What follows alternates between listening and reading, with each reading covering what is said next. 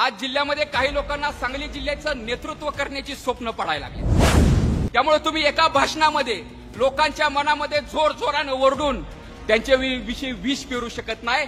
त्यांची जी अथॉरिटी आहे, त्यांचं जे काम आहे ते हे विषाने संपवू शकत नाही। मित्रांनो, आपल्याला यश मिळणारच ह्या विश्वासात राहिलो, परंतु समोर अनाजी पंत आहे। सत्ता मिळवण्यासाठी कुठे थराला जाण्याची त्यांची ध्येयवादी दृष्टी आहे ती या महाराष्ट्रासाठी घातक आहे, आणि शाहू फुले आंबेडकरांची विकासाची दृष्टी ही महाराष्ट्रासाठी हितकारक आहे।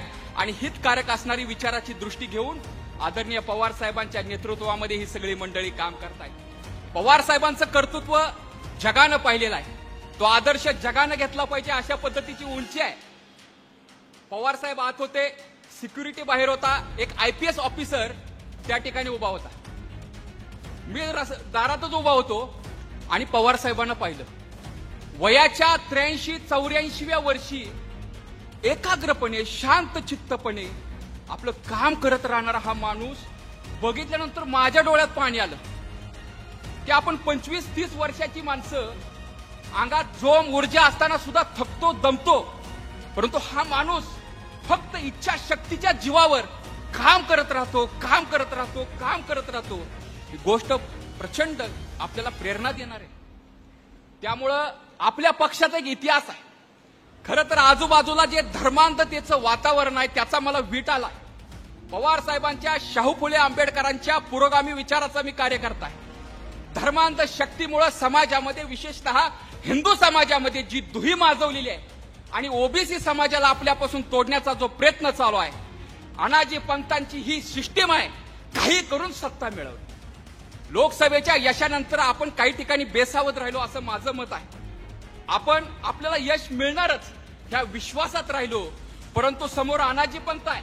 सत्ता मिळवण्यासाठी कुठल्याही थराला जाण्याची त्यांची ध्येयवादी दृष्टी आहे ती या महाराष्ट्रासाठी घातक आहे, आणि शाहू फुले आंबेडकरांची विकासाची दृष्टी ही महाराष्ट्रासाठी हितकारक आहे।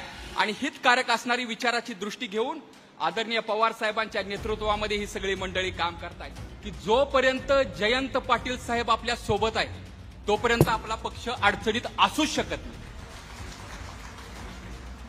कसं आहे माझ्या ज्येष्ठ सहकार्यांनो, आपल्या खिशात पैसे असतात, परंतु आदरणीय साहेब ऍसेट सारखे आहेत। ऍसेट जसं आपण कॉम्प्लेक्स बांधतो आणि गाळं भाड्यानं देतो, ते गाळे आपल्याला निरंतर पैसे देत असतात आणि खिशातले पैसे खर्चून जात असतात। जोपर्यंत जयंत पाटील साहेब नावाचा ऍसेट आपल्या पक्षात आहे तोपर्यंत हजारो लाखो कार्यकर्ते निर्माण होतील। भावांनो, मी बारामतीला गेलो होतो, गोविंद बागेत प्रवेश केला। त्या ठिकाणी पवार साहेबांनी जे विश्व उभा केलंय ते आदर्शवत आहे। येणाऱ्या काळामध्ये आपल्याला ह्या विचाराची कास मित्रांनो सोडायची नाही। आज जिल्ह्यामध्ये एक थोडक्यात बोलतो, आज जिल्ह्यामध्ये काही लोकांना सांगली जिल्ह्याचं नेतृत्व करण्याची स्वप्न पडायला लागले। त्यामुळे आपल्या सांगली जिल्ह्याचे आणि राज्याचे नेते त्यांच्यावर टीका करण्याचा प्रयत्न काही लोकांनी चालू केलेला आहे। त्यांचा धंदा तो फार वर्षापासून आहे। एखाद्या प्रसिद्ध मोठ्या माणसावर टीका केली की आपण त्याच्या बरोबर येतो असं त्यांचं मत आहे। मला तुम्हाला सांगायचं आहे, ही माणसं काय अशीच मोठी झालेली नाही ती।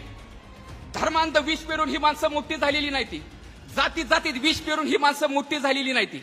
यांनी सहकार उभा केलाय, लोकांना रोजगार दिलाय, लोकांना आत्मसन्मान मिळवून दिलाय, लोकांची घरं जगवलीत, घरं उभी केलीत, आणि त्याच्या जीवावर ही माणसं मोठी झालेली आहेत। त्यामुळे तुम्ही एका भाषणामध्ये लोकांच्या मनामध्ये जोर जोराने ओरडून त्यांच्या विषयी विष पेरू शकत नाही। त्यांची जी अथॉरिटी आहे, त्यांचं जे काम आहे ते हे विषाने संपवू शकत नाही। मित्रांनो, आपला पक्ष जेव्हा जेव्हा खोल दरीत गेला तेव्हा तेव्हा उसळी मारून वर आलेला आहे। येणारा काळ आपला आहे। येणाऱ्या काळामध्ये पंचायत समिती, जिल्हा परिषद, नगरपालिका, नगरपंचायतच्या माध्यमातून सर्वत्र कार्यकर्त्यांचं संघटन आदरणीय साहेबांच्या नेतृत्वात पुन्हा उभं करूया, आणि या पक्षाला परत आपण सत्तेमध्ये आणण्यासाठी साहेबांच्या पाठीमागे ताकदपणे उभा राहूया। एवढंच बोलतो, धन्यवाद।